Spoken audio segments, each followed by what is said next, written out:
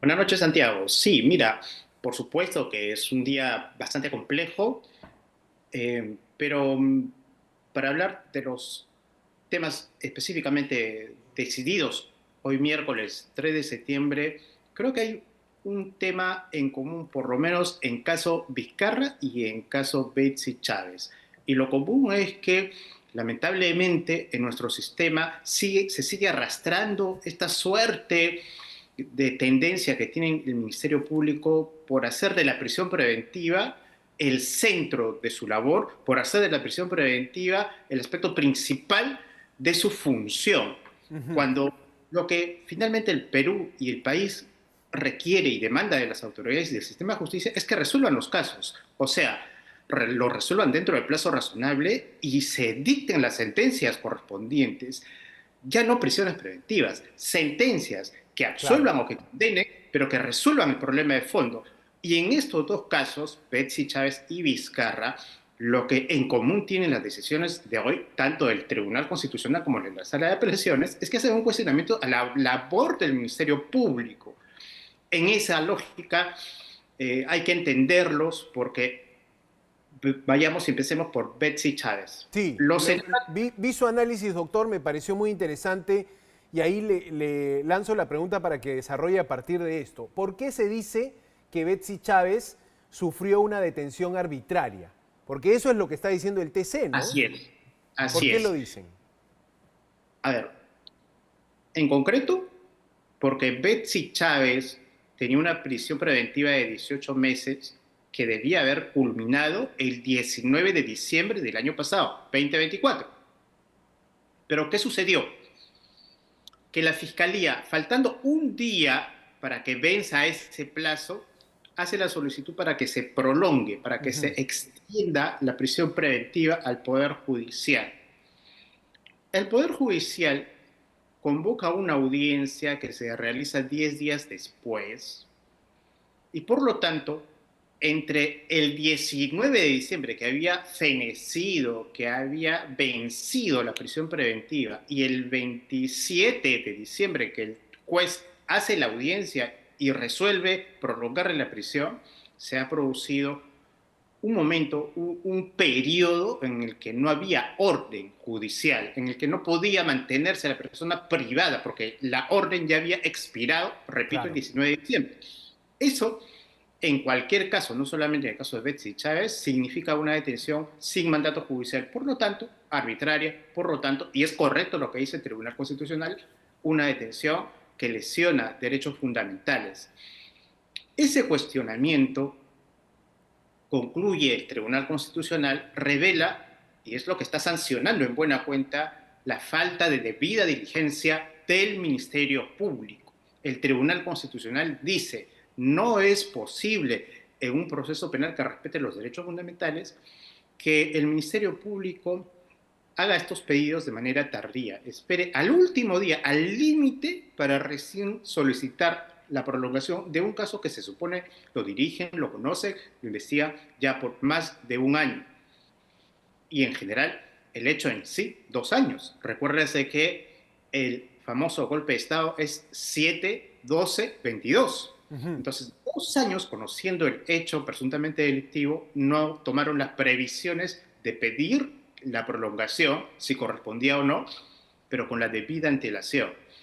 Pero entonces, además, el TC dice, esa falta de debida diligencia, además, es del propio Poder Judicial, porque el juez en su momento que resolvió y prolongó la detención dijo, no he podido hacer antes la audiencia por problemas logísticos. Lo dice literalmente. ¿Qué significa problemas logísticos? Que no tienen suficiente personal, que no pudieron hacer las audiencias por recarga de trabajo, porque tienen una lista de otros casos también programadas, etcétera.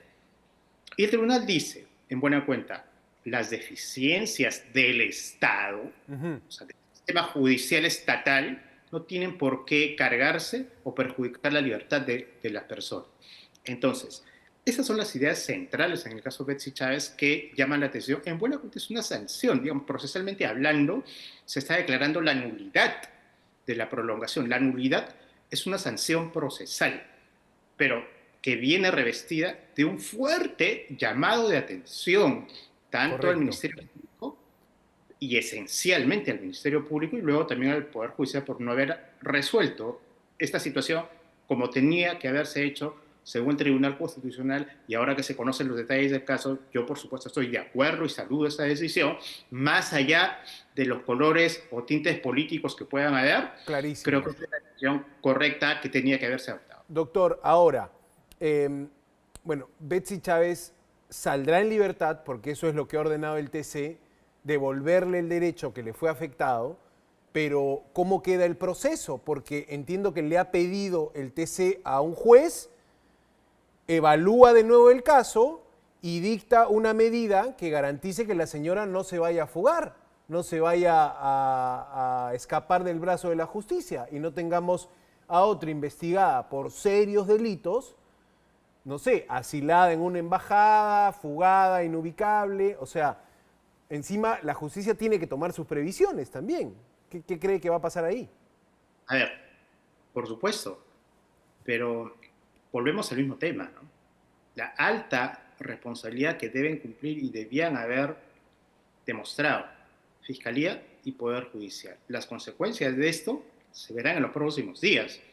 Sin embargo, es cierto, tendría que haber un nuevo juez que vuelva a pronunciarse acerca de ese requerimiento de prolongación de prisión preventiva, pero después de lo decidido, en este caso por el Tribunal Constitucional, las probabilidades de que a la señora Chávez un nuevo juez en un nuevo pronunciamiento le vuelva a imponer la prisión preventiva, yo diría son bastante bajas. Casi diría que eso no va a suceder.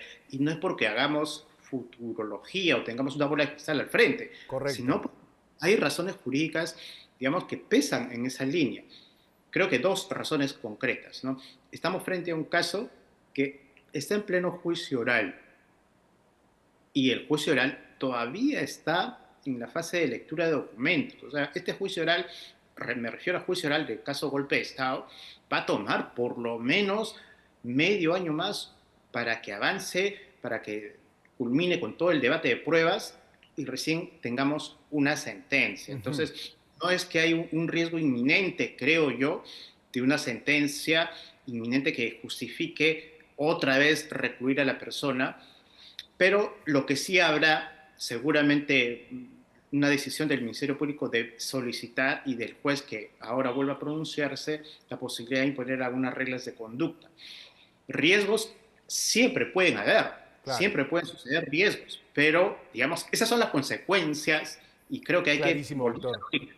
Esas son las consecuencias de haber llevado un proceso con falta de debida diligencia. Claro, claro. Jalón de orejas al fiscal que esperó el último día que se vencía la prisión preventiva para presentar una ampliación, ¿no? Eso se hace una semana, 2 semanas, un mes antes, ¿no? O sea, se entiende, ¿no? Ahora, doctor, quiero Y ponerlo. una Sí, reflexión muy breve sobre esto. En realidad, lo que sucede con la señora Chávez sucede diariamente en el país, en decenas, sino en cientos de casos, con ciudadanos de a claro. pie. Sí, por eso Entonces, lo creo que hay que tocamos llamar la también, ¿no? atención. Porque cualquier persona que nos está viendo puede estar en una circunstancia de la comisión o la investigación de un delito y la justicia puede requerir una prisión preventiva.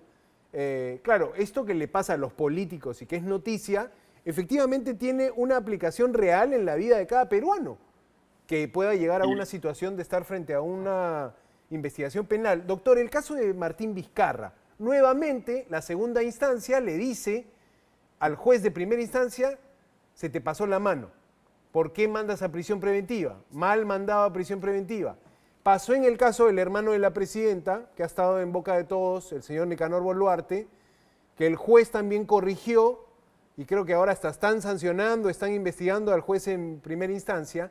¿Por qué se da estos casos? ¿Por qué termina la segunda instancia diciendo, oye, este juez no vio bien, no evaluó bien los argumentos? ¿Cómo lee usted este pronunciamiento en favor de Martín Vizcarra?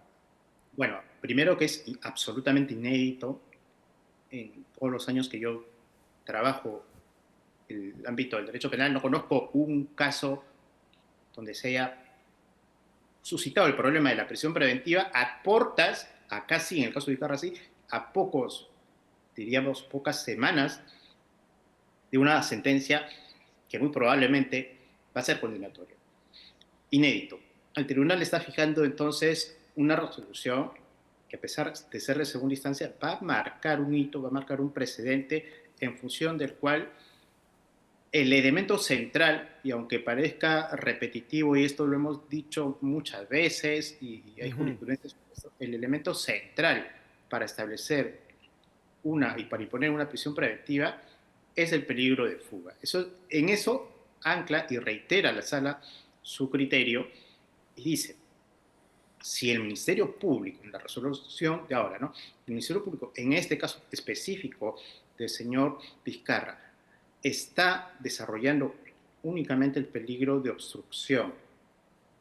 Ergo, no hay peligro de fuga para el fiscal y encima el peligro de obstrucción y la falta de arraigos, básicamente laboral y familiar, no han sido superados o no se han alcanzado con la rigurosidad que el fiscal tenía que haber probado, pues no es proporcional, y esa es la conclusión de la sala de apelaciones, no es proporcional una prisión preventiva. Así estemos, repito, a portas de una sentencia. El Tribunal de Apelación dice entonces, existían otras alternativas para sujetar, si hubiera un margen de riesgo de fuga, aunque el Ministerio Público así no lo ha planteado, pero el tribunal dice, si es que hubiera un margen de riesgo, pues había otras medidas alternativas, como que de hecho alguna vez lo hemos comentado, ¿no? Podía haber impuesto quizás detención domiciliaria, podía haber dispuesto impedimento de salida, ya no solo del país, arraigarlo del departamento de Lima o ser más restrictivos de la provincia de Lima, ¿no? Por ejemplo, el control biométrico que cada imputado normalmente pasa una vez al mes, podían hacerlo 2 veces al mes.